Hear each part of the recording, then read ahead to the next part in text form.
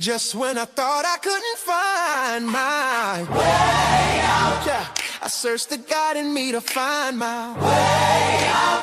I know it can seem way out, but the Creator flows to and through me from way out. I'm talking way out, yeah, yeah, yeah. See, if you believe in the God in you, it's a better place. Creating the force and the power to live a better day. Just know that love and joy and peace is one in all of the same space. That you were chosen just like God. Can't mind the energy. Can't mind. How can mind your energy? That's right. How can mind sense? Only you can make the change. How can mind shine your energy? How can mind shine so bright from darkness to light. Hey, hey, hey, hey. From darkness to light. Yeah. And you'll find your way out. Yeah, yeah. Oh, it won't seem way out. Yeah, yeah, yeah. The power of God will flow through you from way out.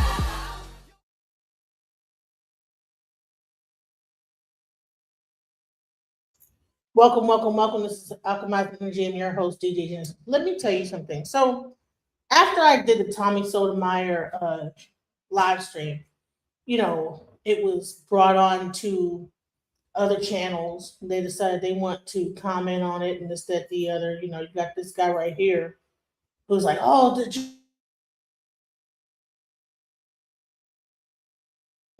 Genesis don't know what she's talking about. She's stupid or whatever.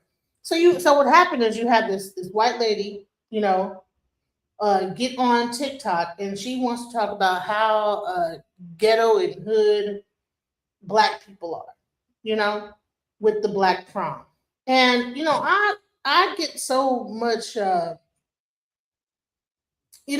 get on different panels and I get to see how negatively people like to stereotype black people. So I said, you know what?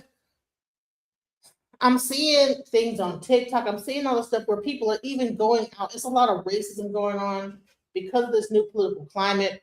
And I'm seeing like that people are just feeling like really like they just want to just talk ish about black people. Just talk negative 100% about black people. And I said, you know what? Let's go back to let's go back and just do a little bit of black history. You know what I'm saying? Because we're gonna cut it out like just constantly just saying about all these negative things about black people. Like we ain't contribute nothing to society. We just over here just doing nothing. Right. Right. You look like a thing behind it. Exactly. And so like I said, let's take some time because there's so many people just want to talk negative about black people. Let's take some time and talk positive about black people because people don't even understand our contribution to society. They only want to look at us as like people that ain't did nothing. We are just here as but half the things these people are using today are here because of black people. So for just a second, I want to discuss what have black people brought to the American society and just the world in general. Let's go. Can you name one black invention? I can actually name 3. Twerking, KFC, and being really loud. Peanut butter.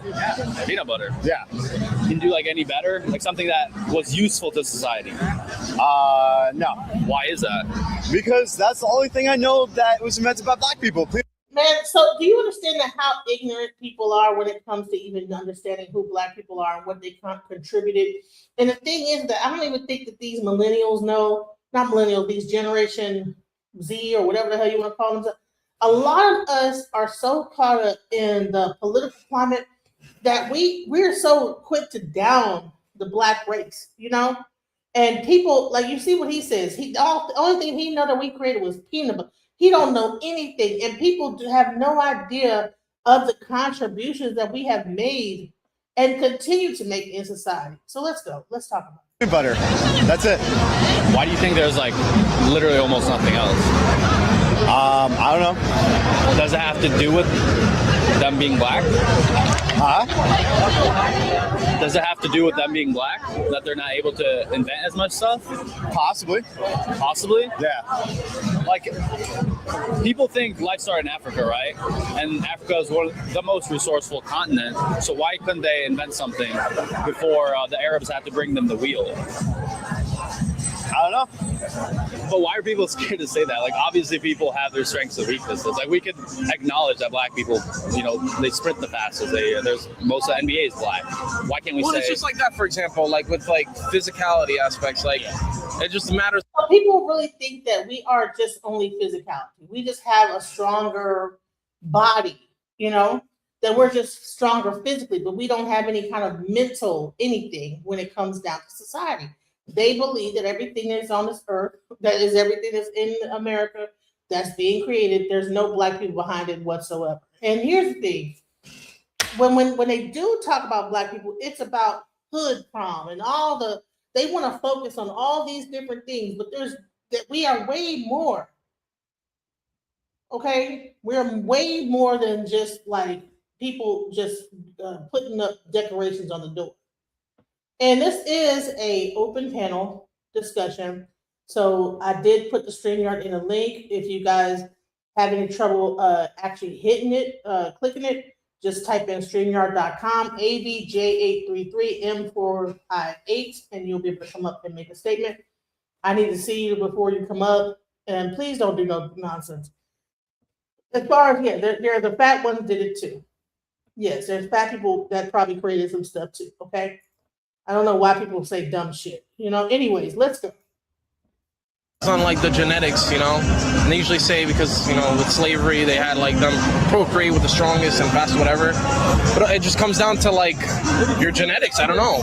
Where was the first ambulance service created in the U.S.? That's right, Pittsburgh. Right here in Pennsylvania. First ambulance service, 1967. It was Freedom House. And it was pioneered in the black community. All communities were being failed. You called emergency services. It was basically the police. They'd come by, they'd throw you in the back of a police cruiser, take you to the emergency room, no care. And what these 25 black men and women did, who were pioneers, the first paramedics in the United States, what they did was the first EKG in the field, the first intubation, the first shot, electrodefibrillation of the heart. That was done here in Pennsylvania by these EMS workers at Freedom House. And the reason why it was black workers is because as bad as things were everywhere else, it was worse in the black community. It was because these people, when they called the police, they weren't always greeted with, let's get you to the hospital, greeted with skepticism, greeted with a lot of doubt and suspicion. This was the community that needed it the most, but this was the model for the rest of the nation. And I think it's important as we celebrate our 250th anniversary that we don't whitewash, we don't push this aside, we don't shrink from our history, we talk about it, we learn from it. Do y'all remember when Trump said they taking all the black jobs? I bet you wasn't thinking about this black job. Let me tell you something. Let's talk about one important black job that many of you have today, being a paramedic. Let's get into it. We must put America first. This is a nation that invented the light bulb, the telegraph, the television, the telephone, the computer chip, the smartphone, the GPS, the integrated circuit, and even the internet. Basically, we invented everything. What is left? We invented everything. This right here is one of the whitest things that Trump could have ever done. He's being a white man. This is what a white man does. He comes, he conquers, and takes credit. They always been doing. And then you know what? Black thought was the best option. It made it to where it was easier for them to take credit for our work. You wanna know how? Martin Luther King. Martin Luther King made it to where there's no more segregation, but now there's integration. And now we come together. And now it's just easier for them. Now they ain't gotta go to a whole different country on the other side of the world to take credit for someone else's work, because all the people that's doing all the amazing work, it's inside of their country, under their rules, following their laws, under their shelter. It's easier. Now they're right next to us. The enemies are living next door. Now you got people who think that white people invented the computer chips. White people invented the telephone. White people invented everything. Even white people have accomplished. 97% of inventions were made by Europeans. And there's actually a website when they say like the traffic light or peanut butter was invented by black people. I don't think they've invented anything actually. There's a website that like fact checks these black inventions, and you look deeper into it and usually they're all from white people that they might have added something or it was like completely stolen. So why are we not taught about that? Wow, there's a site debunking black inventions. Yeah, I didn't even invent peanut butter. So I don't think they've invented anything actually. Is this a measuring contest of which race is better? Do you see something in us that we probably don't even see in ourselves? Do you look at us like so superior to the point that you have to say, look, you didn't make that, you're not that good? It's similar to like, if there's a really, really attractive girl and there's a girl who's maybe not as attractive and not getting as much attention, she goes out of her way to basically go, hey, she's a liar, she's ugly. Everyone clearly sees that. When it comes to beauty, you are being disrespectful because you don't have something or you feel inferior. You need to work on yourself instead of tearing down that beautiful woman. That's how we see it. Why do you need to stand so high above black people? Why do you need to keep on making it a thing where you keep on telling the world that you're better? If you're really going to be a racist, then you should be a true racist and not use anything or be involved with anything that was invented or created by blacks. Do you want a list? The ironing board, the refrigerator, the baby carriage, the shoemaking machines, the traffic signal, the incandescent light bulb, the folding bed, the mailbox, air conditioning, elevator. You want me to go on? Black people invented everything. Happy Black History Month. Economics. All of the world's economic systems, including both socialism and capitalism, can be traced back to ancient Black civilizations. Money itself was an invention of these ancient civilizations. Across ancient Africa, India, and southern China, cowrie shells were used as currency at least 5,000 years ago. Healthcare. Black people developed the world's first training programs for healers, the first medical schools in Africa over 20,000 years ago. We also required quality care, implementing the first malpractice policies for doctors who failed to heal their patients. Housing. Black people built the first shelters and housing structured over 800,000 years ago in the Near East. Before this, our ancestors used natural shelters or portable structures they could disassemble and move around with ease. By the time Europeans came, they were building multi-story complexes with glass windows and balconies. Black people invented everything. That's a book called Black People Invented Everything. Here's the other thing. Now, I practice E5. That was one of the first actual tools in West Africa to be able to diagnose problems within a person, mental, physically, everything. That's why when you see me doing stuff with the Ifa priest, I am showing you an ancient practice that was done based on mathematics. When you hear these people talking about that we live in a simulation, that things are based on computer code, this was the first iteration of understanding that, because everything was based on numbers. That number equaled out to an energy pattern, and that energy pattern was identified in the person, and that energy pattern had like actual diagnosis. It had like the actual offerings that the person might need to fix the problem. But nobody wants to say anything about that, you know? I think it's interesting that you see a lot of Nigerians in the medical field. Why? Because they already had a medical field, a medical aspect of what they were doing in their society that existed for thousands and thousands of years prior to the American system or the Western system. So let's go. Get the book. The link is here. Why is everybody so surprised when they find out that a black person invented something? Oh, a little statistic I read the other day. Tell me, a black kid invented the doorknob. Did you know that? Google it. That guy invented the door fucking knob, dude. What the hell were they doing before? They were difficult to open. I mean, but he made it, and he made no money off of it. People just stole it from him. Like, I could have thought of that. And just took it from him. That guy invented Osmond Dorsey fucking credit to It's almost like they could never see it.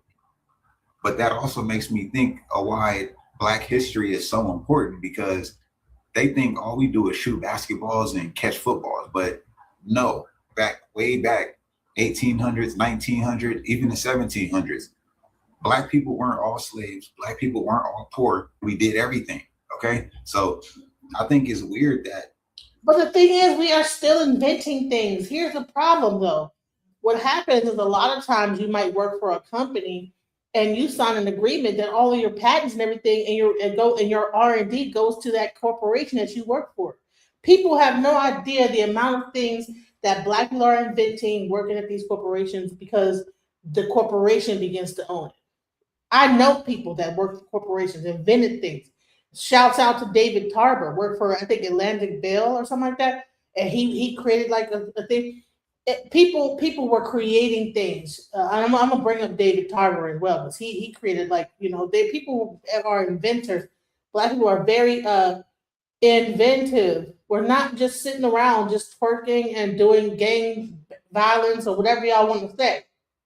Let's go. Even today in 2025, we still see Black people as like this subhuman group that like barely invented the wheel or something. No, Black Americans been out here in these streets inventing stuff. Just like this brother right here, Osborne Dorsey, who invented the doorknob and got the patent in 1878. You get what I'm saying? So shout out to him and his relatives that are still here. But no, Black Americans. And here's the thing, is that a lot of times we would invent something, but whoever was a slave owner would actually get the credit for inventing it. So it wasn't just a matter of this way. We just didn't do nothing. We did plenty on here. So I get tired of only hearing about Black people just being just these worthless people doing ghetto stuff, doing nothing, whatever. I get tired of that. Americans been out here in these streets. You can just look up the millions and millions of things that we had our hands on. Everybody around the world copies African Americans and then yet disrespects them. GPS is a Black woman. Well, 3D imaging is a Black woman. Laser eye surgery is a Black woman. Escalators a Black inventor. Elevators a Black inventor. The roller coaster, the cell phone, our video games is Jerry Lawson. Mary Van Brighton. In 1966, she invented the home security. You're talking about open heart surgery, Daniel Hale. Plasma, Charles Drew. We can keep going. Surgical equipment. Black people inventing, just constantly inventing. And they took everything and lied. And Black people are still thriving. Black women have the highest degrees in America. These are the same women that were operated on with no anesthesia, but they're #1 in academics. Atrocities that African Americans have been through, I'm surprised we are this peaceful. All right, racists, let's talk about the part of history you like to tout the most, Black inventions. And along with those inventions comes the receipts. Racist America has pretended for far too long that Black people haven't created or invented most things, if not every single thing we use daily. They like to pretend that the toolbox of life just appeared out of nowhere, or that it was gifted by some default white guy. Then they act shocked every single time a Black Indigenous American shows up in the patent record. This pattern in history of gaslighting and erasure ends now. So why don't we break the spell with a hit list of under-referenced Black American inventors whose work you touch, hear, and rely on every single day, whether you say their names or not. This is what I call the not-so-familiar list. James E. West co-invented the electric microphone in 1962.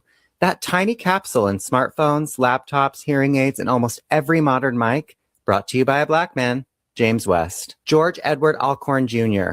built the imaging X-ray spectrometer in 1984 that sharpened space and materials research. NASA named him Inventor of the Year. Translation, he built the instruments that actually see what the naked eye can't. Black brilliance. Meredith Gourdine pioneered electro-gas dynamics, devices like incinerate cut smoke and industrial pollution. He engineered the actual physics. David N. Crosswaite Jr., architect of modern HVAC controls for big buildings. He has 39 U.S. patents, some of which include heating systems for Radio City Music Hall, as well as Rockefeller Center. So when you visit these places, your climate comfort is running on David's math. Walter Lincoln Hawkins created durable polymer cable sheathing so telephone lines could survive the sun and harsh weather. Otis Boykin designed precision resistors that stabilized consumer electronics and pacemaker controls. George Carruthers invented the far ultraviolet camera / spectrograph used on Apollo 16 to image Earth's atmosphere and interstellar space. When science looked farther, it used George's instrument. Jerry Lawson led the team behind the interchangeable video game cartridge, the truest pioneer to console gaming. Jesse Russell was the key architect of digital cellular systems and base station tech. He laid the groundwork for the networks that your phone lives on. Marian Croak is the holder of 200 plus patents in voice over IP and internet call tech. So as far as internet calling as a service, she operationalized the pipeline. Valerie Thomas, the pioneer behind the Illusion Transmitter 3D image tech at NASA. Bessie Blount Griffin, inventor of the self-feeding device used for amputees and a disposable emesis basin. It's a clinical design that restored autonomy to its users in this country. Then it spread internationally. Alice H. Parker created the 1919 patent for a gas-fired centrally zoned heating furnace. She also planted the seed ideas for modern home heating segmentation. Miriam E. Benjamin, in 1888, created the gong and signal chair, a call button system predating hotel service alerts. The start of push to summon was formulated by her genius. Andrew J. Beard invented the Jenny coupler in 1897, which is an automated dangerous link and pin rail coupling. His work improved freight efficiency and worker safety. Philip B. Downing created the street letterbox in 1891 with a weather shielding door for mail drop-off.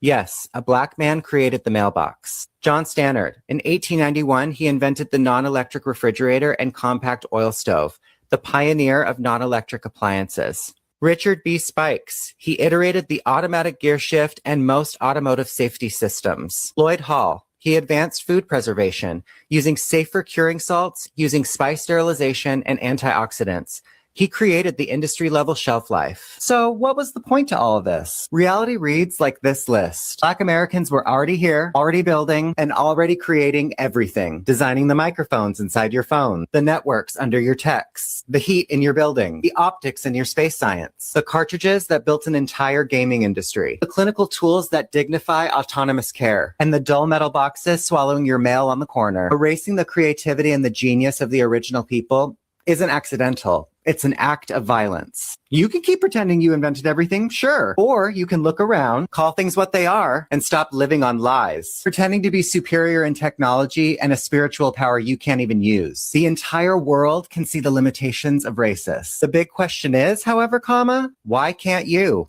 I actually did not know anything about Black women inventors, but I do now. Marie Van Britten Brown invented the home security system because in 1966, she was like, I live in America. Alice Ball cured leprosy. Then a white man took the credit, of course. Dr. Patricia Bath invented a laser tool to remove cataracts. She was also the first Black female physician to receive a medical patent. Mary Beatrice Davidson Kenner invented the sanitary belt, which later became the pad, and companies literally rejected her because she was Black. Marjorie Joyner made the permanent wave machine. It helped Black women, it helped white women, and then it helped the world. Did she get rich? Absolutely not. Sarah Boone created the modern ironing board. She was born enslaved, and before Sarah, people only used planks. Valerie Thomas invented a 3D illusion transmitter. It's used for medical imaging and television. She worked at NASA, and they still use her technology today. Dr. Shirley Jackson worked on caller ID, call waiting, and touch tone phones, so you could ignore people more efficiently. She was also the first Black woman to earn a doctorate from MIT. Sarah Good invented the fold-out bed. It used to transform into a desk. She was the first African-American woman to receive a U.S. patent. Marian Croak developed voice-over internet protocol. She literally made the internet talk. She holds 200 patents, and I hold grudges. Thank you. Do y'all remember when Trump said, they taking all the Black jobs? I bet you wasn't thinking about this Black job. Let me tell you something. Let's talk about one important Black job that many of you have today, being a paramedic. Let's get into it. Did you know that the modern emergency medical service, EMS, owes their very foundation to a Black-led team? Yes, sink it in. So let me take you back into the 1960s and introduce you to Freedom House Ambulance Service. Give it to him. 1967, Pittsburgh, Pennsylvania. Come on, y'all. They launched the Freedom House Ambulance Service. This was staffed with primarily Black men and women. Now, y'all did hear the woman part, right? Men and women. Black. From undeserved neighborhoods, y'all. This wasn't just a job. It was a lifeline for their community. So at the time, ambulances were basically glorified taxi services. Think about it. Now, this really needs to be a movie. It really needs to be some kind of historic movie because Black people saving lives before the whole program was even thought of, and they made I told you, Black people are the blueprint. And there was no national standard for emergency medical care. But the Freedom House, they changed it all. Now, they weren't just drivers. They were highly trained professionals who could administer CPR, manage airways, and even provide advanced life support. All I can say, when Black people get together, we share that knowledge. Let's do this. I'm about to certify you. I'm going to teach you right because we about to save lives. Can you imagine? These Black paramedics were the first to set the standards for the EMS protocols we use today. Y'all, give it up. So their work was so innovative, it became the blueprint for modern paramedic training. Sick man. They proved that people from marginalized communities could not only thrive in these roles, but excel. Yet, despite their excellence, they were faced with what? Every story has this. When we shine and when we glow, and here comes the hate. Hold on, y'all. You never knew how it was going to turn out. It was a gamble. It was up to us at Freedom House to provide that care that they were not going to get from the police. Freedom House ambulance service really turned into an incredible success story. We didn't realize that in the very backyard of the Hill District, you had the father of CPR, Dr. Peter Saffer. Dr. Saffer wanted to show that people they marked unemployable was really just waiting on opportunity. They were Black, they were trained, and they were keeping people alive. This is my first big call, and I'm going to save this person's life. Faced with constant racism and systemic barriers, in 1975, the city of Pittsburgh disbanded, imagine that, the Freedom House and replaced it with a citywide EMS system, erasing their legacy for decades. If y'all caught the clue already, this pattern is in a lot of stories that I keep finding, right? Black people thriving, making a system that actually works. Then it gets somehow burnt down, tore down, taken, and it's revamped into whiteness. It was never a white thing. But here's another thing. It's like, do you guys even know that the school free lunch was made by the Black Panthers? That even like going to school and getting a free lunch because you were low income, that was from the Black Panther movement. So all y'all people that probably, go to school and you're probably on welfare, whatever, that free lunch, that whole thing of giving like the low income kids, that was from the Black Panther movement. This is what I'm talking about. Let's go. I'm gonna need y'all to take a pen, piece of paper, write it down. Because I want y'all to remember, every time you see an ambulance, I need you to remember that the jobs of saving lives began with paramedics, was pioneered by Black men and women who fought to prove the worth in a system that didn't even value them. Stealing from Black people is like, I swear that this country's hidden, it's not even hidden anymore. It is literally written between the lines. You get what I'm saying? So if you find somebody famous that supposedly have invented something, you know what I do? I check and see what Black person was around them around that time. And then I go research that person. And guess what I find? The innovation of whatever was created or invented came from that person. The paperwork was stolen and they made it their own. I keep finding it. Freedom House didn't just save lives. They redefined what it means to be a paramedic. So doesn't that make you think about other Black jobs that's out there that may have been whitewashed and overlooked? So let's talk about it in these comments. Maybe you already knew about a job that was originally a Black job and they turned it into something else and whitewashed it and act like they created it. Let me know in the comments what you think. So guys, you have watched the videos that I have had lined up for you. And I know from watching, I just wanted to just bring this conversation up because when we talk about Black prom and the fact that Black people do this, And then you have so much vitriol towards black people. We have a guy right now, whatever his name is, that is actually taking plastics and making it like gas out of them, you know. And at some point, he was running for his life. They were trying to, I don't know what they were trying to do with him. I'm not sure if you know his name. I think it's something Turner, who was doing that. There was a guy who figured out how to like take water from the atmosphere when Flint was going down. They destroyed his machine. But he was able to somehow create a machine that did this. Now it's being done in China. You can get that machine anywhere right now, like smaller versions of it. But that thing was initially promoted by a black man in Flint, Michigan, trying to fix the water crisis in Flint. But nobody wants to give any credit to black people and what they've created. And so let's go. All right, racist. People often ask me, did you invent the helicopter? That's a complicated question.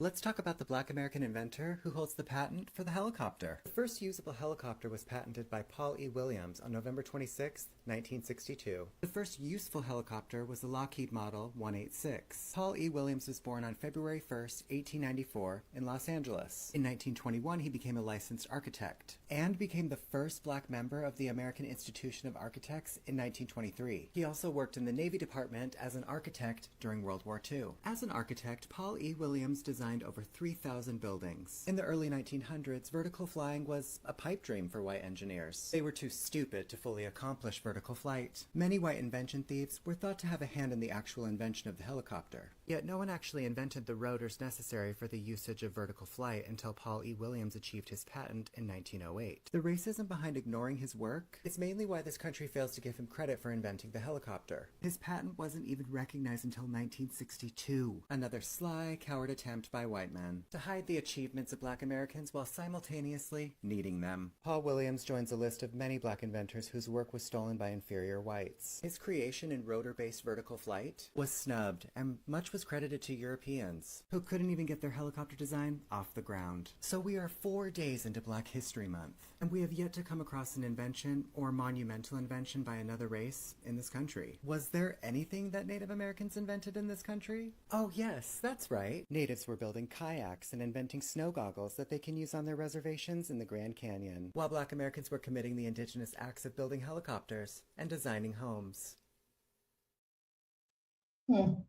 All right, racist. So you may not look at all the family and immediately say that. You would just say, oh, they're black. You know, they're Gullah Geechee. But we also have indigenous ancestry. Gullah is a unique English-based Creole language spoken by the Gullah Geechee people in the coastal southeastern U.S. Now, the lie that everyone was told was that the Gullah people originated from enslaved Africans on Sea Island rice plantations. The Gullah language is primarily oral and is considered the most well-preserved linguistic heritage for black Americans. The vocabulary of the Gullah language comes primarily from English. So how could they be African? Gullah also has another dialect which is called Afro-Seminole Creole, which is still being spoken today in scattered black Seminole communities in Oklahoma, Texas, and Mexico. The black Seminoles' ancestors have historically been considered the Gullahs from South Carolina, Florida, and Georgia. But that's not the only tribal connection to the Gullah people. There's more. One of the largest places to house Gullah people was the Chicora Wood Plantation, which is the name of one of the indigenous tribes of America. The Chicora tribe was the first tribe to encounter Spanish colonizers in America in the 1500s. And how you connect the dots of the Gullah people being the actual indigenous people is this. The Chicora Wood Plantation was a rice plantation in Georgetown County, South Carolina, stolen by the European-American Alston family. Before this region was colonized by Europeans, the land was farmed and owned by the Catawba,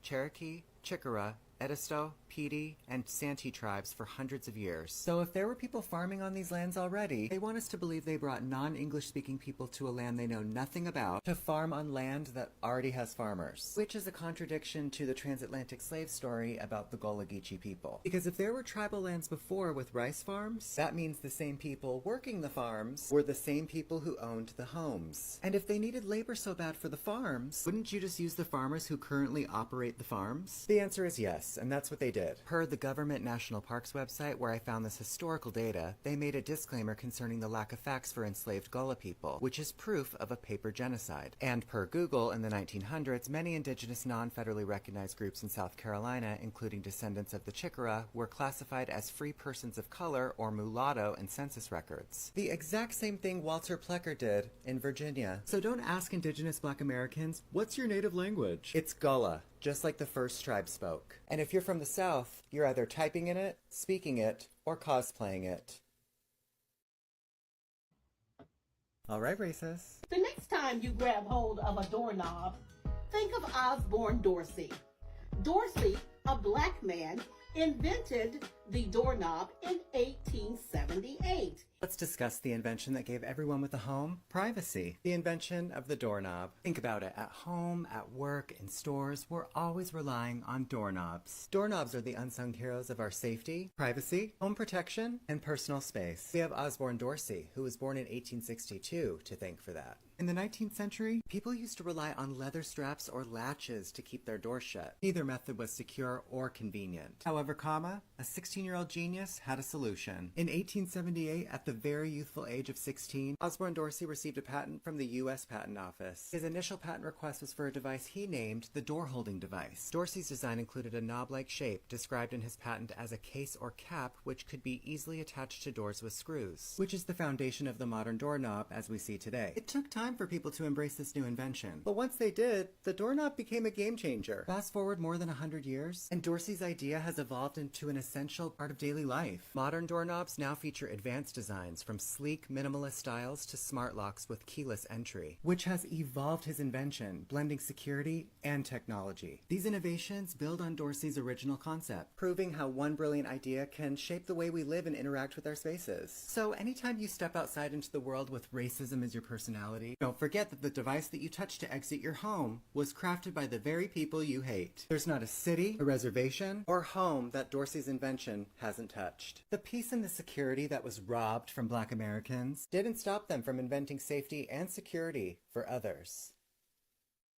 All right, racists. Did you know that the first Western saddle was invented by a Black American man? William D. Davis was born on May 9, 1853 in Herkimer County, New York. In his younger years, he assisted his father in the cattle business in Colorado. He then went on to own and operate a mill out of Leavenworth, Kansas. He also served as postmaster for 16 years. William Davis was one of the most popular stock growers in his community, in fact being one of the largest buyers and shippers of cattle in northeastern Kansas. While serving as a Buffalo Soldier, William invented a usable model of the saddle on October 6, 1896. William Davis, along with 5,000 men, served in the all-black 9th and 10th Cavalry that guarded the western frontier in the last quarter of the 19th century. They were tasked with making a 600-mile-long expedition to drive the Cree Indian tribe out of their settlements for deportation to Canada. Notice how the Crees were in settlements? Indigenous people don't live in settlements. Only settlers who have colonized. Removing the colonizers and pretendians was a job of the Buffalo Soldiers. Since Black American soldiers were given the roughest stock, Davis had the idea of inventing a saddle to make the ride more comfortable for hard-trotting horses. The saddle contained more durable springs under the seat and at the top of the stirrups.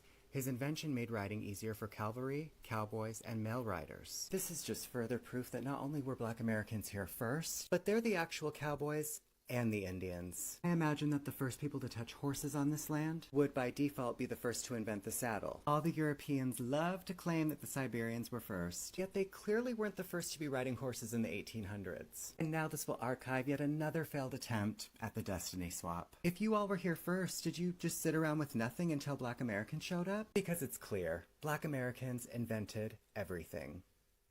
All right, racists. Anything mechanical that came with variations and interchangeable parts was all created and mirrored after Henry Blair's original design for that seed planter. Let's discuss an American inventor who became the second Black American to receive a U.S. patent. But first, let's start at the foundation. One of the first crops on this land was the indigenous corn. Corn is a staple in the Black American household. As indigenous people, the Black Americans found ways to innovate kitchen science by transforming how everybody enjoys corn. Black Americans have turned corn into cornbread, fried corn, corn fritters, corn chowder, and the star of today's show, grits, which were invented by the Muskogee Creek Indians, so it was important that the indigenous farmers had the ingenuity to match their efficiency. In comes the genius, Henry Blair. Henry Blair is renowned for his inventions of the corn planter and the mechanical cotton planter. He was born in Glen Ross, Maryland in 1807. He was never enslaved. And how we know that is because enslaved people couldn't register patents with the United States government. So the indigenous Black Americans who hold patents and are inventors were never enslaved. Henry Blair managed his own business as a commercial farmer. It is also worth noting, Henry Blair is the only inventor denoted as a colored man in the records of the U.S. Patent Office. On October 14th, 1834, Blair received his patent for his mechanical corn seed planter. His corn planter resembled a wheelbarrow, with a chamber fixed to the bottom that disperses the seed. After the seed is dispersed, rakes attached to the back of the wheelbarrow drag over the seed to cover them with soil. Henry Blair's corn planter resulted in more efficient crop planting and resulted in greater overall yield for farmers. According to an 1836 article from the Mechanics magazine, Blair's invention was conjectured to save the labor of 8 men. Just 2 years later, on August 31st, 1836, Blair obtained his patent for his mechanical cotton planter. The device is essentially an adaptation of the corn planter, just optimized for cotton. So the second Black American to hold a U.S. patent before slavery ended built a device to harvest indigenous crops. What does that tell you about the inventor? It tells you that he has indigenous knowledge. It also shows you that the original people of this land are the ones inventing and creating. Thoughts, guys? The link is in the chat. People want to say we ain't did nothing, you know. All right, racists. Let's talk about the part of history you like to tout the most. Black inventions. And along with those inventions comes the receipts. Racist America has pretended for far too long that Black people haven't created or invented most things, if not every single thing we use daily. They like to pretend that the toolbox of life just appeared out of nowhere, or that it was gifted by some default white guy. Then they act shocked every single time a Black Indigenous American shows up in the patent record. This pattern in history of gaslighting and erasure ends now. So why don't we break the spell with a hit list of under-referenced Black American inventors, whose work you touch, hear, and rely on every single day, whether you say their names or not. This is what I call the not-so-familiar list. James E. West co-invented the electric microphone in 1962. That tiny capsule in smartphones, laptops, hearing aids, and almost every modern mic, brought to you by a Black man, James West. George Edward Alcorn Jr. built the imaging X-ray spectrometer in 1984 that sharpened space and materials research. NASA named him Inventor of the Year. Translation, he built the instruments that actually see what the naked eye can't. Black brilliance. Meredith Gourdine pioneered electro-gas dynamics, devices like incinerate cut smoke and industrial pollution. He engineered the actual physics. David N. Crosswaite Jr., architect of modern HVAC controls for big buildings. He has 39 U.S. patents, some of which include heating systems for Radio City Music Hall as well as Rockefeller Center. So when you visit these places, your climate comfort is running on David's math. Walter Lincoln Hawkins created durable polymer cable sheathing so telephone lines could survive the sun and harsh weather. Otis Boykin designed precision resistors that stabilized consumer electronics and pacemaker controls. George Carruthers invented the far ultraviolet camera / spectrograph used on Apollo 16 to image Earth's atmosphere and interstellar space. When science looked farther, it used George's instrument. Jerry Lawson led the team behind the interchangeable video game cartridge, the truest pioneer to console gaming. Jesse Russell was the key architect of digital cellular systems and base station tech. He laid the groundwork for the networks that your phone lives on. Marion Croak is the holder of 200+ patents in voice over IP and internet call tech. So as far as internet calling as a service, she operationalized the pipeline. Valerie Thomas, the pioneer behind the Illusion Transmitter 3D image tech at NASA. Bessie Blount Griffin, inventor of the self-feeding device used for amputees and a disposable emesis basin. It's a clinical design that restored autonomy to its users in this country. Then it spread internationally. Alice H. Parker created the 1919 patent for a gas-fired centrally zoned heating furnace. She also planted the seed ideas for modern home heating segmentation. Miriam E. Benjamin, in 1888, created the gong and signal chair, a call button system predating hotel service alerts. The start of push to summon was formulated by her genius. Andrew J. Beard invented the Jenny coupler in 1897, which is an automated, dangerous link and pin rail coupling. His work improved freight efficiency and worker safety. Philip B. Downing created the street letterbox in 1891 with a weather shielding door for mail drop-off.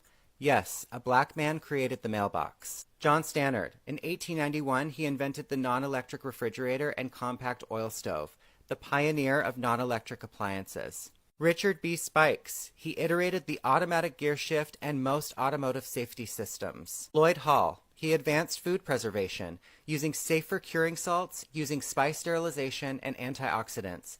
He created the industry-level shelf life. So what was the point to all of this? Reality reads like this list. Black Americans were already here, already building, and already creating everything. Designing the microphones inside your phone, the networks under your texts, the heat in your building, the optics in your space science, the cartridges that built an entire gaming industry, the clinical tools that dignify autonomous care, and the dull metal boxes swallowing your mail on the corner. Erasing the creativity and the genius of the original people isn't accidental. It's an act of violence. You can keep pretending you invented everything, sure. Or you can look around, call things what they are, and stop living on lies. Pretending to be superior in technology and a spiritual power you can't even use. The entire world can see the limitations of racists. The big question is, however, why can't you?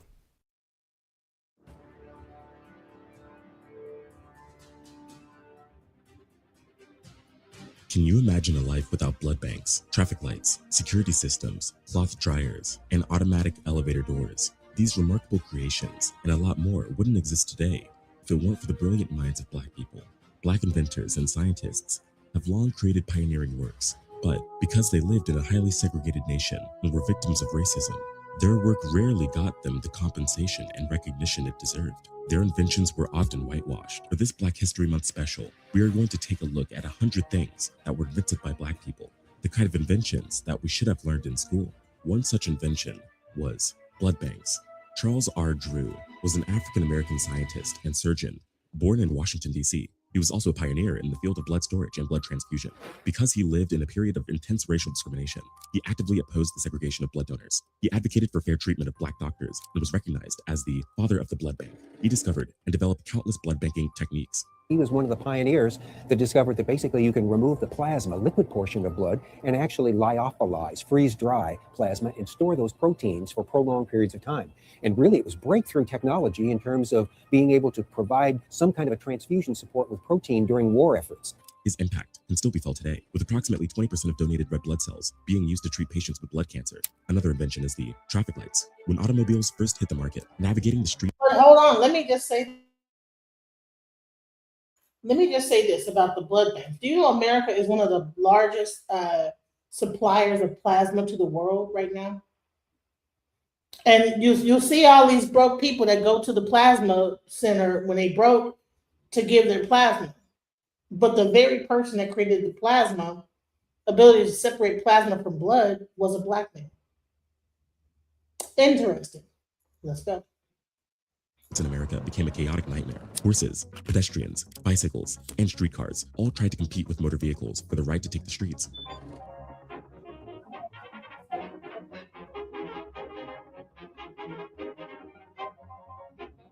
The first traffic lights that were used in the US appeared in the 1910s. They were mounted on intersections and only had two lights, red and green. But drivers didn't have enough time to react, and this caused a lot of traffic accidents. Garrett Morgan was the son of an enslaved parent from Ohio.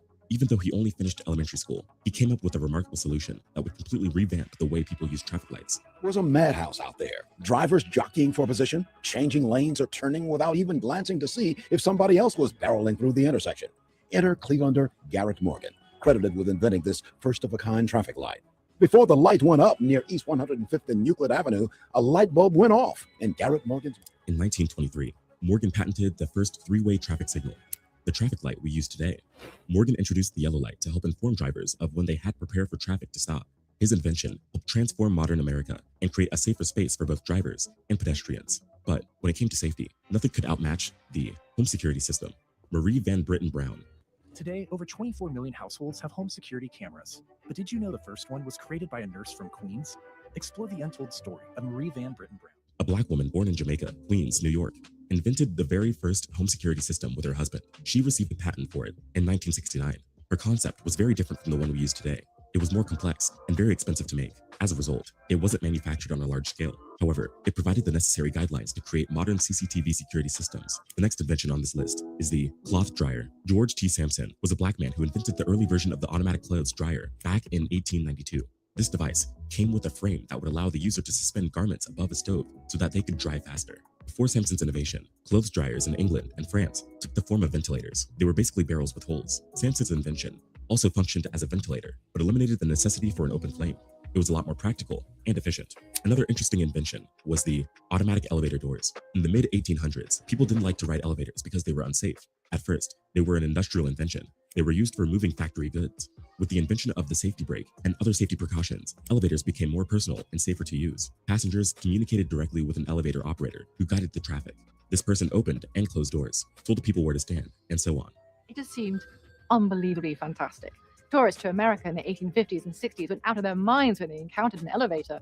There's a story of the Duke of Devonshire who went to New York and he tried an elevator, and then he wrote home to his family to say, "I just rode on a vertical railroad."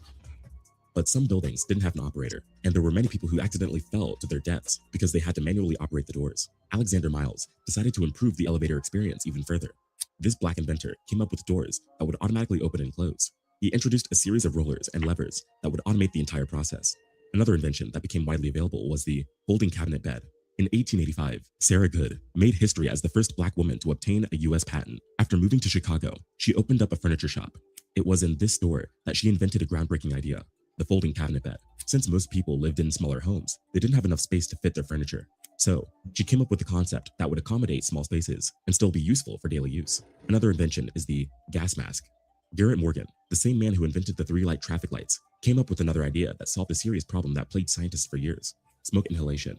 But this invention was born out of a tragedy. On March 25, 1911, there was a fire at the Triangle Shirtwaist Company in New York. The Triangle factory fire was devastating around the country because it highlighted the need for reform in safety practices. 146 workers died, most of them from carbon monoxide poisoning. Morgan, who used to work in the garment sector, wanted to create a portable product that helped reduce the risk of inhaling smoke. Morgan's inventor brain began to think. He imagined a situation where firefighters could enter a raging blaze, wearing a breathing device that gave them time to rescue victims. He invented the very first safety hood and smoke protector. Next on our list is the improved ironing board. The Chinese started ironing clothes 2,000 years ago. The original iron was made of copper, stone, and iron pieces, baked on fire, and then applied to fabrics. But people needed more practical and improved versions. They wanted a durable and light ironing board that could be used for ironing custom-fitted dresses made with tiny waistlines and corsets. Every woman in the 19th century had trouble ironing these garments. They were tight at the wrists and puffy on the shoulders. Sarah Boone was a black woman who received a patent in 1892 for creating an ironing board that could handle these challenges. Another invention is the refrigerated trucks. Before there was refrigerated transport, people used snow and blocks of ice to keep their products cool. In the 1800s, ice harvesting was a common practice. Ice blocks and salt were used for food storage, preservation, and food transportation, but it wasn't a reliable or safe option for long-distance travel. Frederick Jones revolutionized the industry. He invented the very first system for mobile refrigeration. Jones and Joseph Numero, a local merchant, founded Thermo King Corporation. When his boss asked him to figure out a way to keep food from spoiling during overland transportation, Fred Jones went to work. What he came up with was the world's first system for refrigerated transportation. It's time for us to unlearn all the BS they taught us and learn who we truly are. That's exactly why we made our new Hidden History Workbook. It's a free workbook designed for those that want to wake up and go deeper than the whitewashed version of our history. This will only be available for a limited time. Click the link in our description to grab yours now for free. So listen, guys, I'm not going to play this whole 100 thing about Black inventors. Please go and check out the website. The YouTube channel. It's called Black Culture Unlocked. It has 100 things you didn't know that were invented by Black people. Please go and check this out. I'm going to put the link in the chat if you want to find out more. Because I just think that, when we talk about Black people, you never hear about the things that we've contributed to society, right? And when you look at it, there's some substantial things that we've done. So when people want to talk about us as far as inventing just only hip hop and only just even down to hey, the hood prom and all this other stuff, we have way more substantial things that we are doing on this continent than just being hood. Okay, There's people that work for these major corporations that are like actually inventing things right now as we speak. But what happens is that when you sign over that non-disclosure, everything that you invent for that company now is owned by the corporation. So you never know that a black person did it, you know? And that's just straight up. So let's like not pretend like we're just over here just, just with no kind of ingenuity or whatever. So let me go to the next subject. I was hoping that people were going to come up here and challenge me on any of this, but no one did. So let me go to the next subject at hand, which is Spirit Airlines has decided to close. They were unable to reach an agreement with President Trump on the bailout. Let's go. Chapter 11 twice, I think, over the course of the last year. What were they trying to engineer here, and how much was a countervailing force what's been happening in the Middle East and the knock-on effect of fuel prices going up as much as they have? Yeah, really, Spirit had been having problems for a while. Frontier had approached them and looked to purchase Spirit, and that deal came apart as JetBlue stepped in the way to take the airline. JetBlue won that competition, and after that came apart due to antitrust issues, Spirit really appeared to be, a bit listless, and the business started to deteriorate.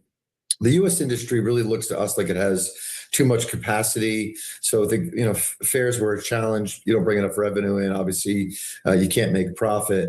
And this was all happening really before fuel prices spiked due to the war. And when fuel prices spiked due to the war, especially here in winter season, which is low demand season, we really didn't think Spirit had long to live. And that's ultimately what happened. I think that it's probably a good reason, or the best reason why I don't know that a bailout was really appropriate here, because it looked like the market already had too much capacity before the war, and Spirit was already having problems before fuel spiked. We're going to get into the politics of that bailout conversation in just a moment, George, but let me ask you a little bit more about that potential merger between JetBlue and Spirit. So that was struck down by a judge. I think there's a lot of criticism, particularly on the right, of that happening. Walk us through the rationale for that. Why didn't that deal come to fruition? Why wasn't it consummated? It was on competitive issues. And really, we saw both carriers as being too small to affect the whole market. There probably needs to be some consolidation, or could have been some consolidation in the U.S. airline market. Again, I think we're seeing it now. Fares have been under pressure a bit. With the spike in fuel, it's going to be even more challenging. Is it just me, or does it seem like a way to stop us from moving around? Spirit was like the only airline that you probably could get like a $50 ticket to go to Louisiana, But now all of a sudden, due to whatever, they are now out of the picture. Frontier is still there, JetBlue still there, but Spirit's gone. But I'm trying to understand how those two things still standing, And why couldn't JetBlue? Man, I would have loved if JetBlue would have gotten hold of Spirit, because JetBlue has some awesome planes. JetBlue's planes are the ish, you know what I'm saying? Spirit, and what's so crazy is that, all those older airlines, American Airlines and things like that, they have very old planes. Spirit had the most newest planes. You never really heard about them going down like that. No matter how much you want to talk about Spirit, you didn't hear about them going down, but you hear about all those older airlines going down. Let's go. I think even more capacity has to come out of the marketplace, but it was struck down for anti-competitive reasons, which we really couldn't understand. Neither one of them seemed to be large enough to really affect the U.S. domestic business. Jeff Mason, known to us as White House correspondent, you were telling me as you were sitting down, you used to cover airlines. Former airlines correspondent. Didn't know that. Things I'm learning about Jeff this morning. First job. In that vein, we do have sound from the president just last night talking about this in Florida.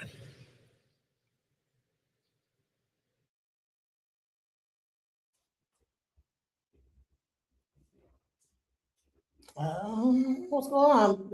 It's one of those things that we'll do it or we won't. We'll have something for you today or tomorrow. We helped out Intel, and we ended up making $40 billion. So we're looking at Spirit different kind of a thing. But we're looking at Spirit, and we can help them, we will. But we have to come first. We're first. It's America first. So why did the president want to get involved here, and what made it fall apart? A couple of different things. I mean, number one, the president likes good deals, as you heard him just say, and that sounds like that's one of the primary reasons why it fell apart. Number two, just sort of interestingly, Spirit Airlines has a lot of business in Florida, not too far from where he has his estate in Mar-a-Lago and West Palm Beach. That may have played a role. I don't have reporting to support that, but that just seems like a logical conclusion. Number three, you saw with Intel that the president likes to intervene in companies that are failing. That deal did turn out really well. Yeah. The United States coffers have brought in a bunch of money from that. So that seems to have had an influence, or at least set an example for him as well. I'm also wondering if his interest had anything to do with the affordability crisis and the fact that as we roll into these midterms and everything is just more expensive, taking away really the cheapest option to go on vacation at a time when there is no cheap option to go on vacation is just something the president thought might be a good idea to preserve. The irony of that, though, is that his war against Iran with Israel is what's basically put Spirit over the edge. The high fuel prices taking away what is a tight margin, especially for a low-cost airline in terms of profitability. I do want to go through our executive producer, Carolyn Kremen, bought a ticket. Is it just me, or does it seem like they're trying to limit travel? That was probably the only airline that most people low income could be able to get on and be able to move around. Now it's going to cost way more. It's going to be $300-400 to get back A to B. Interesting. Let's go. Overnight. She booked the ticket at 5:30 p.m. At 6:38 p.m., she got an email asking if she wanted to upgrade. At 12:38 a.m., she got a notice saying the flight had been disrupted with an option to refund or rebook. At 5:45 a.m. this morning, while we were already in the office, it finally came through. We regret to inform you that all Spirit flights have been canceled, effective immediately. George, I want to ask you, I mean, Spirit has said it will refund, but it's not going to cover hotels, or if you were stuck in a layover and you got to rebook yourself, you're kind of on your own. What happens? Is there any liability or a chance to recover damages for these stranded passengers? And why did they continue to collect money and collect airfare when they knew they were going to go down? This is the type of weird shit that American companies do. You know you're fixing to go down. And then you got people up there waiting on their flight, and then come to find out it's not even going down. Let's go. I think you'll be lucky to get your refund in any kind of short order. And yes, I think everything else, you're never going to see any reimbursement for the inconvenience that occurred to you. It is probably good to know. Sound like a class action lawsuit, but hell, if the company don't exist no more, you're going to need to get your money back. Child, this is terrible. That we looked last night at what Spirit had on the schedule for 2Q and 3Q, which is usually about as far out as airline schedule. They're less than 2% of the U.S. and Caribbean marketplace. So it's not going to be, it's a big effect that happened to you, not going to be a huge effect in the market. I'm going to assume Carolyn didn't use her debit card, so maybe the credit card company will step in here. But George, let me ask you a bit about how other carriers are going to react. In light of this, we heard from Sean Duffy, the transportation secretary, some encouragement that other carriers are going to maybe reduce their fares for these passengers who are stranded. What customarily happens in a moment like this, bearing in mind we haven't seen an airline fail here in many years? Yeah, I mean, I think the other carriers are going to operate in their financial best interest, right? And so I think they'll want to pick up customers. They'd like to pick up a loyal customer. That's not typically what you get out of these low-cost carriers like Frontier and Spirit, right? This is not those, those well-heeled folks that are filling the loyalty program at Delta. So they may provide small incentives to try to bring them over. But my guess is they're going to act largely in their financial interest. It's a very challenging market right now, right? Fuel has moved twice, it's doubled, and the airlines have to recoup that in order to stay profitable. None of them will be as profitable in 2Q, if you believe their guidance, as they were in the last 2Q. So they're really scraping to try to find ways to boost fares, boost revenues. And I think they'll use the opportunity to increase fares. Looking at this sector, looking at these ultra low-cost carriers, there was this meeting in Washington, I think about a week and a half ago, with the transportation secretary. So you had the CEOs of Allegiant and Frontier and Sun Country going to Washington to make their case. What does that say to you about the health of this sector broadly? Yes, Spirit's a unique case. It was dealing with issues for a much longer time, as we've been discussing here, George. But some of the pressures that were brought to bear on Spirit are shared. I think it's funny that they're trying to say, well, it's already been dealing with issues and this, that, the other. All airlines deal with issues, have layoffs. I mean, come on.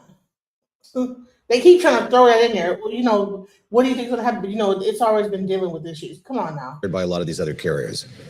Yeah, it's a very challenged business in the US. And so first, ultra low cost is, I sort of equate it to like a Ryanair type airline in Europe. Doesn't seem to have taken off as well in the US. And lately the dynamic in the market is very challenging, right? Because if you look at the big full service carriers, you look at United and Delta especially, the way they're running their business right now is they have these big premium programs. Man, this sounds like a leveraged buyout. What they're going to do is shake Spirit out of their airline, buy all their airplanes, and shake them out the market because they were too low. They were doing it too low. Shake them out the market, up the airline prices, and then flights are going to be astronomical. And then everyone's going to be traveling via car to get to where they have to go to because people can't afford to fly anymore. And so now you're going to have the roadways being filled with cars getting ready to be. And then that's going to be messed up by the gas prices. Let's listen. This is crazy. Programs where they give their loyal customers, they have a credit card, they buy their dinners and they buy their groceries on that card, and the airline sells miles to the credit card company and generates a bunch of revenue on that. Right? Delta makes some $4 billion or so a year on that. Then they use premium, front cabin, extra leg room, all kinds of crazy things to boost revenue. And remember, in the back of all of their airplanes, I tell people, is a little Spirit Airlines or a little Frontier. They sell those fares. They can tighten those down a bit to be very competitive against Spirit and Frontier, cover the marginal cost of flying that airplane plus a little bit. If they fill the airplane 90, 100%, they get great efficiencies. They've subsidized a bit of the back of the airplane, and they're taking Spirit and Frontier sort of, they're hurting them in the marketplace. So in the US, because we don't see this dynamic in Europe and other parts of the world, they don't have the credit card fees that they can count on in other parts of the world. In the US, I think this model is getting very challenging. And so I think that we're going to have to see a slim down in those low-cost carriers in the US. I think, in order to keep them viable. Jeff, I want to ask you about Sean Duffy and the Transportation Department under this administration versus the last administration. We saw Pete Buttigieg very aggressive with airlines, with passenger rights, with things like that.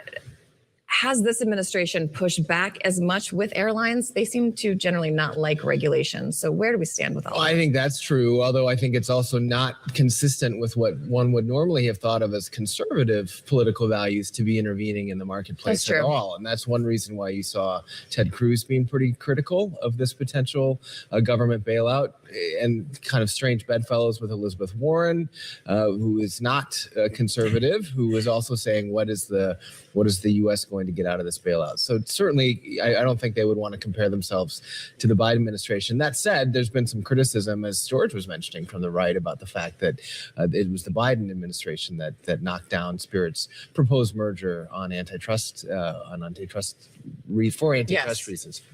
The other thing, as long as we're talking airlines, if I can geek out a little bit about airlines, we'll allow it. I appreciate that. It, Jeff. George was talking about Ryanair, and I covered the rise of Ryanair in Europe in the early 2000s, and it is a totally different model.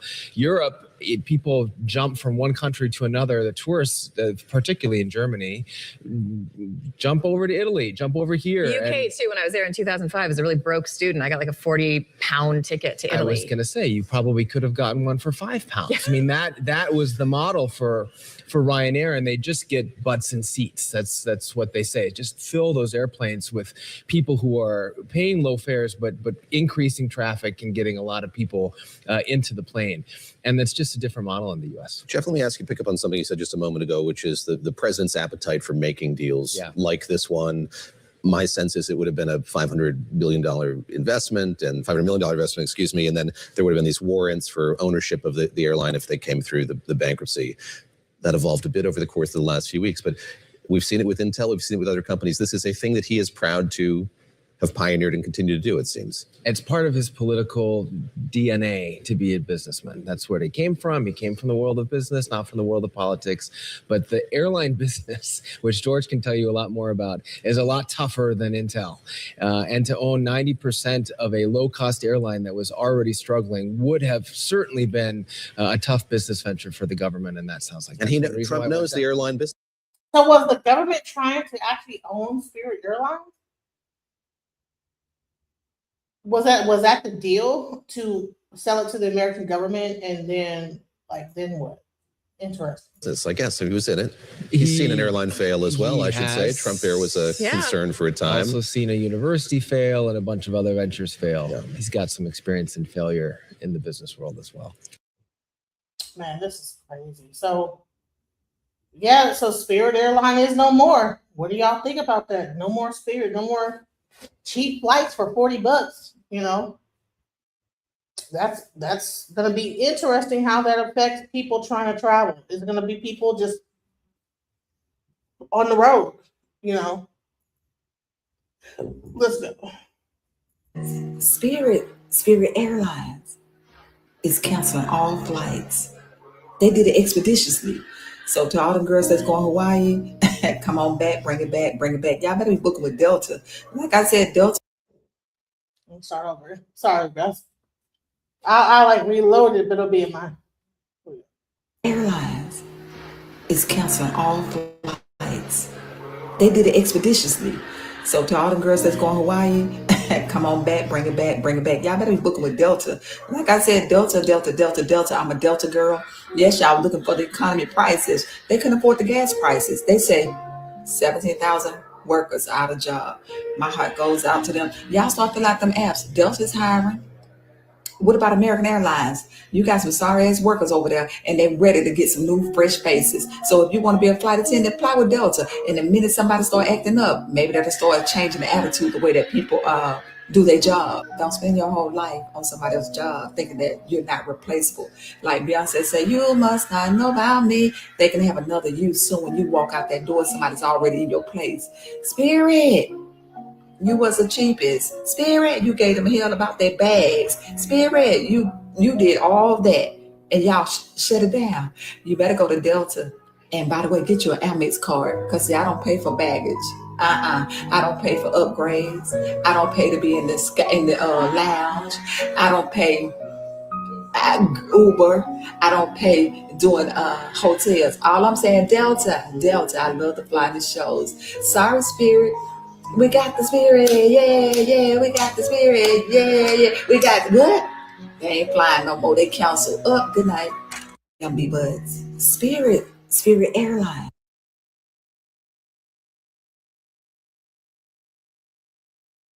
Funny, you know what I'm saying? You know, we always gotta give our opinion on something. We funny with it, but man, what do y'all think about this? Spirit Airlines is gone now. Spirit Airlines is gone. I'm kind of sad about that because Spirit was, man, you know what I'm saying? Like they was cheap. Okay, hey, you know what I'm saying? So no more Spirit Air, you know. No more. Let's hear like the actual report on it, like the actual official conversation. That's crazy. I don't know what this is going. Reported this morning at 3 a.m. Spirit Airlines ceased operations. So what that means is Spirit does not have airplanes in the air flying as of this morning. Also, their call centers are closed and they don't have staff at ticket counters. So if you have a flight scheduled with Spirit Airlines, don't show up at the airport. There will be no one here to assist you. What Spirit Airlines is now going to do is go through an orderly liquidation process. We'll see how that develops over the course of the next several days. But for customers of Spirit, I want to give information on how you can navigate this situation that you now find yourself in. And President Trump, Administrator Bedford, and I have been working with the other airlines across the industry in anticipation that this morning may happen. And so if you're a customer, many of the airlines that are not Spirit are stepping up to provide you assistance. So United Delta, JetBlue, and Southwest are capping their ticket prices for Spirit customers. It's going to vary between the airlines. You have to go to their websites to take advantage of these special offers. It is normally going to be about $200 for a one-way ticket. You'll minimally have to provide to the airlines that you're now going to book with your Spirit confirmation number. Child, $200 for a one-way ticket. It was $200 both ways on Spirit. Child, they put, man, it's got to be, man. And your proof of payment. I would recommend that if you have a ticket with Spirit, that you actually try to book with these airlines as soon as possible. These offers are not going to be open forever, and the airlines are going to have varying degrees of time frames at which you can take advantage of the opportunity. Again, go to the airlines websites. For customers who are concerned about higher prices because of the announcement today from Spirit, American Airlines and Delta Airlines are offering across the board reduced fares on high volume Spirit routes. Allegiant is stepping up. They've also committed to freezing fare prices on routes that they have shared with Spirit Airlines. And Frontier is offering a 50% off base fares across the network. Child, nobody want to be on Frontier. Frontier is terrible. Man, honey, Spirit Airline and Frontier was like neck and neck, but Frontier, child. How is Frontier still going and Spirit is not? I mean, maybe they was being too nice because they was not as bad as Frontier. They were not as bad as Frontier. Frontier is terrible. Man, what?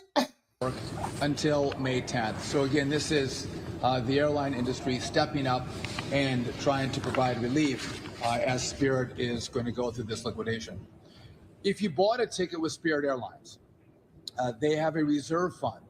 You will be refunded to your original form of payment if you bought directly from Spirit. If you purchased from a third-party vendor, say a travel agent, you're going to have to reach out to that travel agent and request that they secure a refund for you. Wow. The president specifically has been very concerned, as well as I and Administrator Bedford, about the employees of Spirit. And we're concerned about could they be stranded in certain destinations.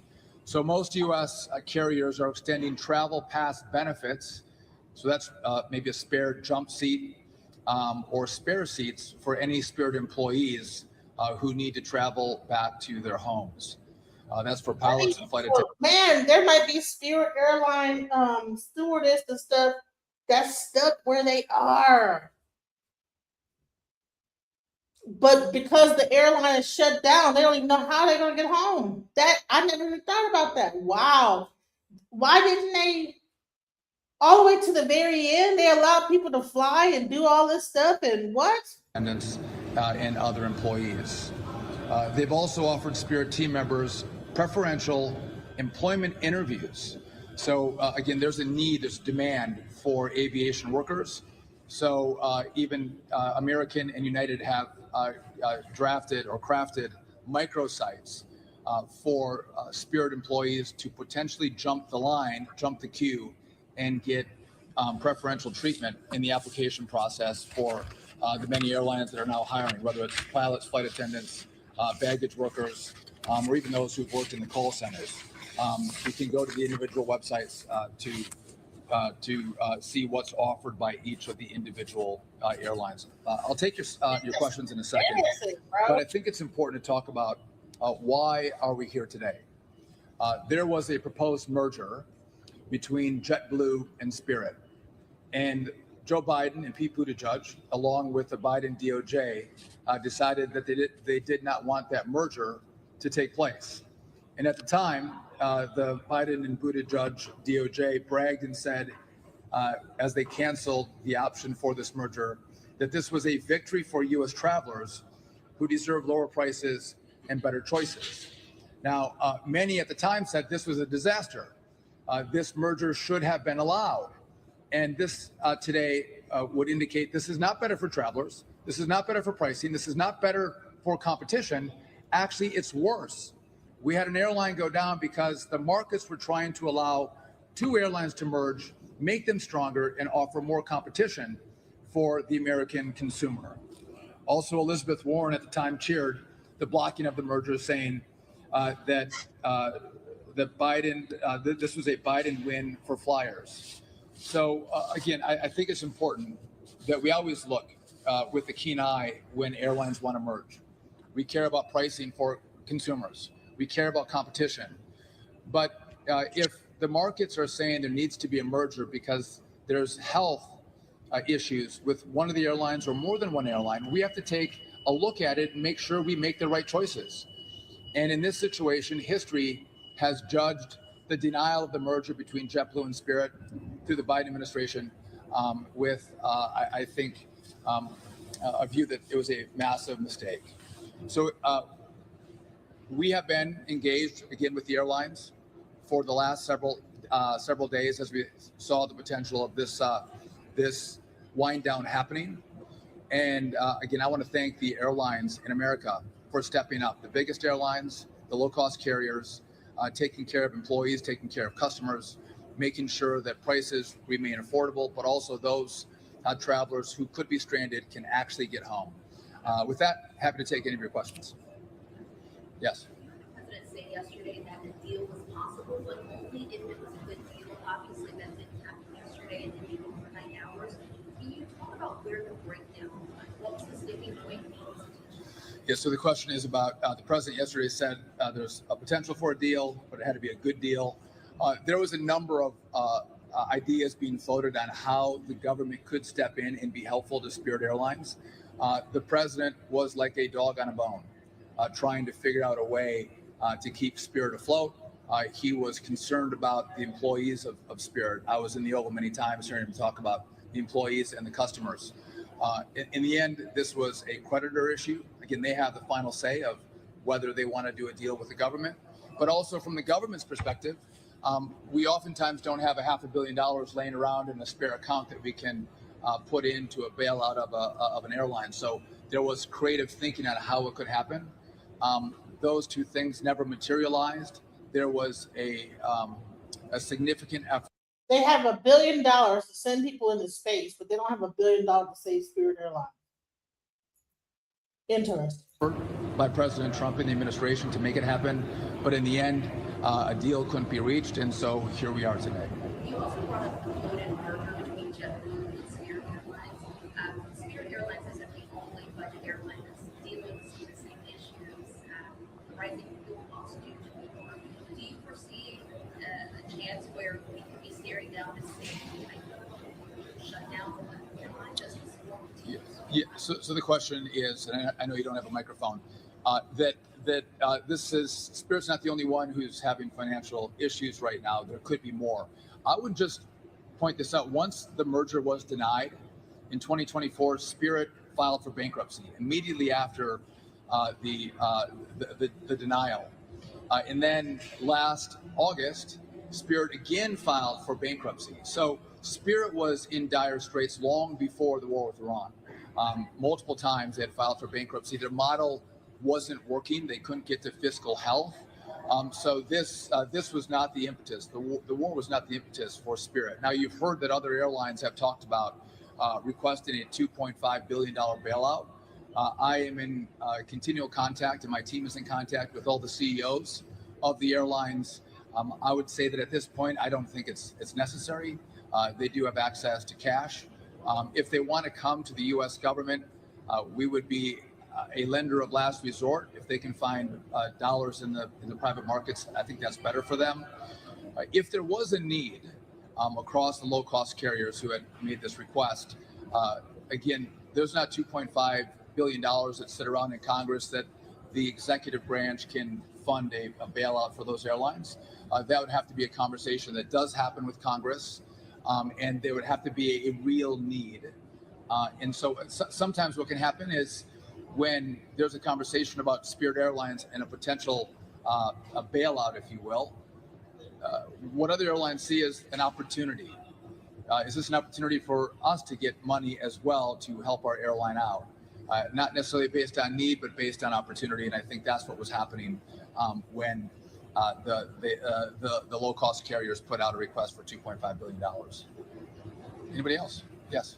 I'm concerned long term about fares that are capped now in kind of emergency situation of people getting where they need to be, but the loss of Spirit and the low cost options potentially down the road cost rise.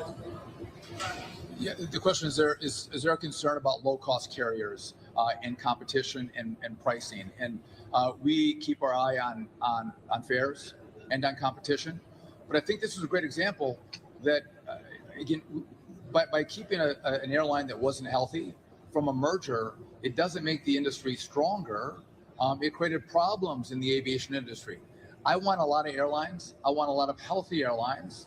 I want the more premium airlines, but I also want a healthy a group of low-cost carriers.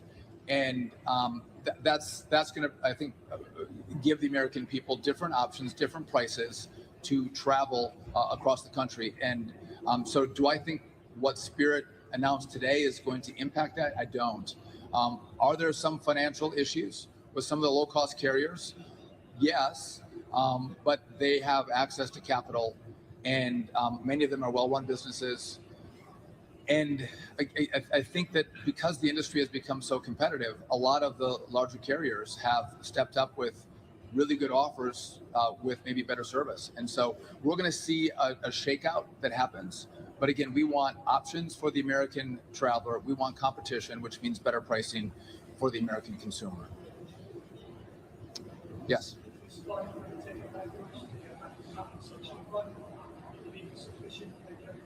Yeah, so the question is about the fund for ticket holders. That was held in reserve by Spirit Airlines. So if you bought a ticket and hadn't flown that ticket yet, the dollars that you used to buy the ticket, those are held in reserve by Spirit Airlines. And so that money is there. And so refunds will flow to the original form of payment for those who had booked a ticket.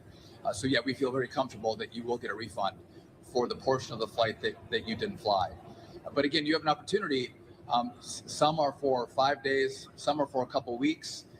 With other airlines who are going to offer you a special deal, special pricing. Because again, the problem is if any of us go online and try to book a ticket for today or tomorrow, those prices are pretty high, right? You get better pricing the further out you book. Well, if you're a Spirit passenger, well, you have an airline that ceased operations, so you have to book a ticket in the next day or two. And so the other airlines are responding to that by providing beneficial booking opportunities and pricing opportunities. But again, you have to do it sooner rather than later. Have your confirmation number ready and your proof of payment, and the airlines will step up and give you better pricing to travel the final legs of your ticket so you can get home. Anybody else?